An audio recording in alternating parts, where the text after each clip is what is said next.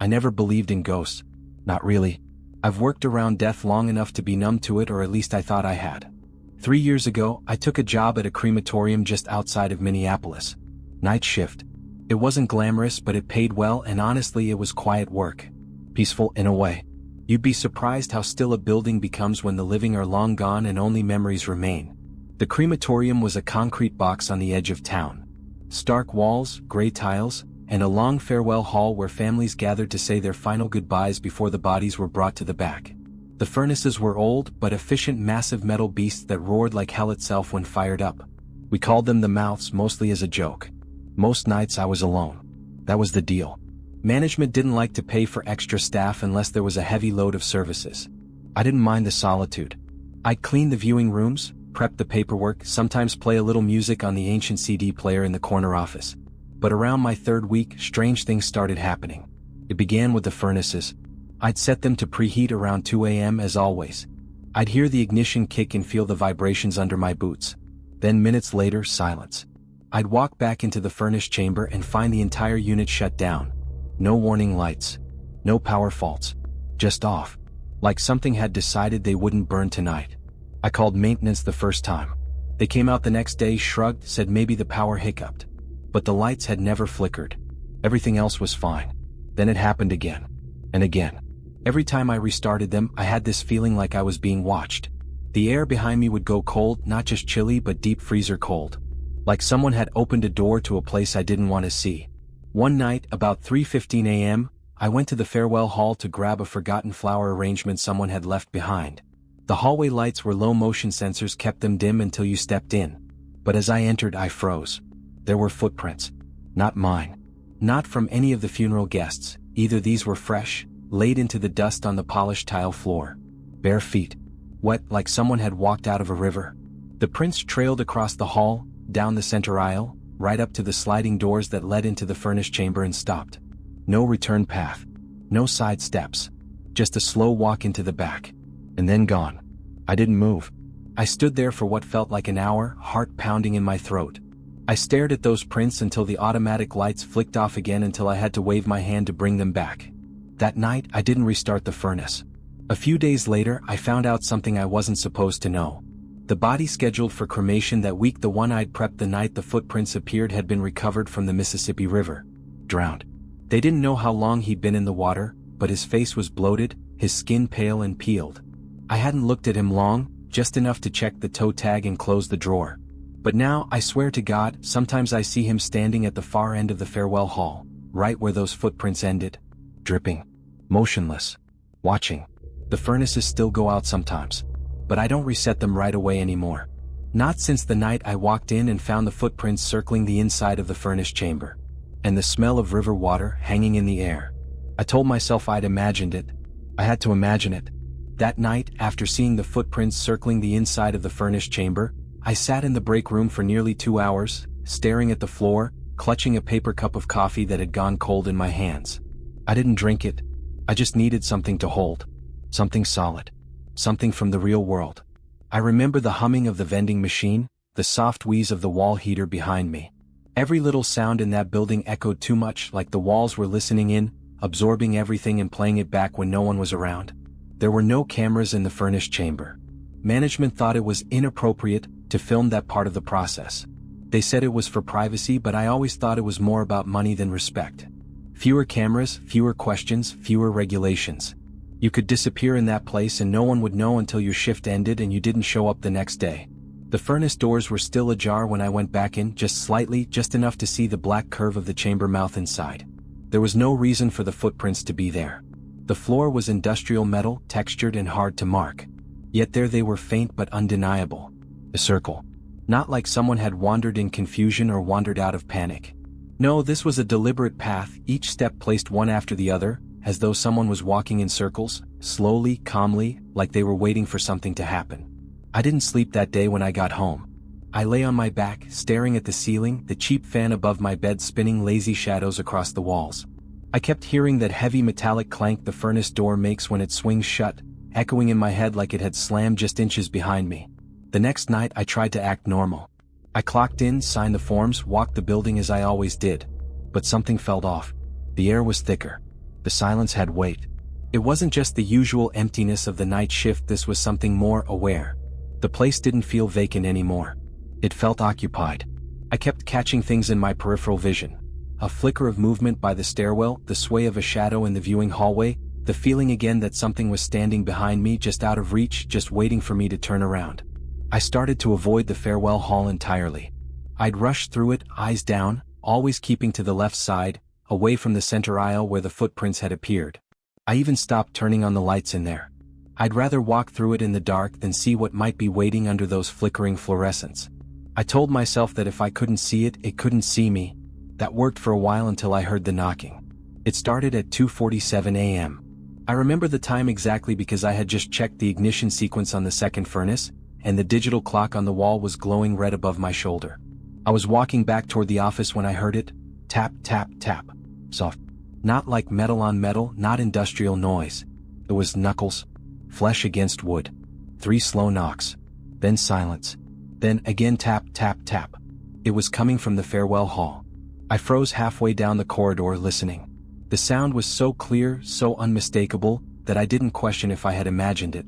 Someone was there. Or at least, something wanted me to believe they were. I turned on the lights. Nothing. Empty benches. Empty casket platform. Empty hall. I walked in slowly and the lights above buzzed to life, one row at a time, casting long warping shadows across the floor. I scanned everything, every inch. Nothing looked out of place. But then I saw the door. The door at the far end of the farewell hall. The one we never used. It led to an old equipment closet that hadn't been opened in years. It was nailed shut, the handle rusted, the frame warped from age. That door. It was moving. Just slightly, but enough to notice. Rocking forward like someone had pressed their forehead against it and was pushing gently, rhythmically. Not enough to open it, but enough to make it tremble in place. Then it stopped. And from the other side I heard it clear, low, wet, and close. Let me burn. Don't forget to subscribe and like if you like this story. I didn't move. I couldn't. My hand hovered near the light switch, the panel cold under my fingertips. That voice, let me burn. It hadn't been shouted, hadn't begged, hadn't even sounded angry. It was worse than that. It was calm. Flat. Final. Like someone asking to be allowed back into the fire because it was warmer than this. I stared at the door. That warped, yellowing thing with rust lining the hinges like dried blood. My breath felt short. Not fast, just thin, like the air had grown shallow. Like the walls had pulled something vital out of it. The room was quiet again. Unnaturally quiet. No buzzing lights. No furnace hum in the distance. Not even the occasional moan of pipes behind the walls. Just stillness. And then the smell hit me. It wasn't just smoke. It wasn't even rot. It was something deeper. River water. Mold. Algae. Cold iron. It filled the farewell hall like fog, curling into my nose, coating the back of my throat. It made me feel like I was standing at the bottom of something deep and black. Like the pressure of it might crush my ribs if I stayed too long. I backed out of the room. Slowly. One step at a time. My boots made no sound on the tile, and for some reason that terrified me even more. Like the silence was swallowing the noise, erasing evidence that I had been there. I didn't sleep for 3 days after that. Every time I closed my eyes, I saw the inside of that furnace chamber, the one where the footprints had circled endlessly, except now it wasn't empty. In the dream, the metal walls dripped with river water. Ash clung to the grates like skin. And something crouched in the corner. Not moving. Not breathing. Just watching. And I'd wake up drenched in sweat, gasping, the stench of wet firewood in my nose. I stopped showing up early to my shifts. Started clocking in right at midnight. Kept my head down. I didn't tell anyone. How could I? The few people who worked there during the day were either numb to it or refused to talk about anything unusual. One guy, a soft-spoken technician named Harris, just looked at me when I tried to hint at it. Didn't say a word. But when I mentioned the second furnace, he blinked once and said quietly, "You ever notice that one never stays hot for long?" That was it. Then he walked away. The following week, I came in to find that same furnace had refused to light altogether. No mechanical reason. No blockages. No gas line issues. Just dead. I filed the report. Management left a sticky note on my clipboard the next day. If the unit doesn't respond, don't force it. Use the first chamber for now. That was it. No inspection order. No maintenance crew. No questions. It was like they knew. And maybe they did. Maybe they'd learned a long time ago that some machinery doesn't break, it simply remembers. And the second furnace, it remembered something that shouldn't be walked back into flame. Something that had crawled out of the water once, and never quite accepted that it was supposed to stay dead. Around this time the scratches began appearing. I noticed them first on the metal tray we used to load the caskets into the chamber. At first I assumed it was a mechanical issue, maybe the rollers had caught something, maybe rust was scraping under the platform. But these weren't random gouges. These were deliberate. Shallow human-length scratches. 5 lines. Like fingers. Like nails dragged across the steel in a final act of resistance. They were fresh. Still bright silver against the darker metal. No signs of age. And they weren't there the night before. The next night they were deeper. Then a week later they were on the walls of the chamber itself. I told myself again and again that this could be explained. That people hallucinate under stress. That environments like this, so much death, so much ritualized silence, can warp the mind. But nothing about this felt internal. It felt external and deliberate and growing more bold. And then came the night I brought the body into the second furnace, even though it was still cold. Management wanted it done. The family had called twice that day, pushing for everything to be completed before Sunday. It didn't matter that the unit hadn't heated. They didn't care. Run it cold, reset the cycle manually. It'll catch up once it kicks back in. I should have said no. I wheeled the gurney into place, eyes low, avoiding the corners, avoiding the black mouth of the chamber yawning open in front of me like a place that had waited too long to be fed. The moment the metal tray began to slide in, I heard it again, that same voice, clearer now, closer. Let me finish. I stopped. My hand locked around the edge of the panel. My breath caught. It wasn't behind me this time. It wasn't even inside the walls. It was inside the furnace. I didn't look inside right away. My fingers had gone numb where they gripped the side of the furnace panel, the cold of the steel suddenly more intense than it had any right to be. The kind of cold that doesn't just chill the skin, it seeps into your bones, makes your teeth ache and your breath feel sharp, like you're inhaling something that doesn't want to be breathed. The body was halfway inside. The legs were already in the chamber, resting awkwardly against the inner curve of the firebrick wall. The torso lay on the tray, half-shadowed, the skin waxy and tight, limbs stiff beneath the white shroud. A man in his 70s, according to the paperwork. Found in his apartment, 3 days deceased. Nothing unusual. Except for that voice. Let me finish. I couldn't say why it chilled me more than the first time. Maybe it was the way the words lingered in the air, like they weren't spoken aloud, but exhaled the last breath of something that had no lungs left. Or maybe it was the tone. Not pleading. Not afraid. Just insistent. Like a task left undone. A sentence unfinished. I stood there, frozen for what felt like minutes. I kept waiting for something to happen, for the furnace to roar to life suddenly, for the body to twitch, for the voice to speak again. But nothing did. The silence returned, thick and waiting. So I stepped back and I looked. I leaned in slowly, eyes narrowing as the shadows shifted along the interior of the chamber.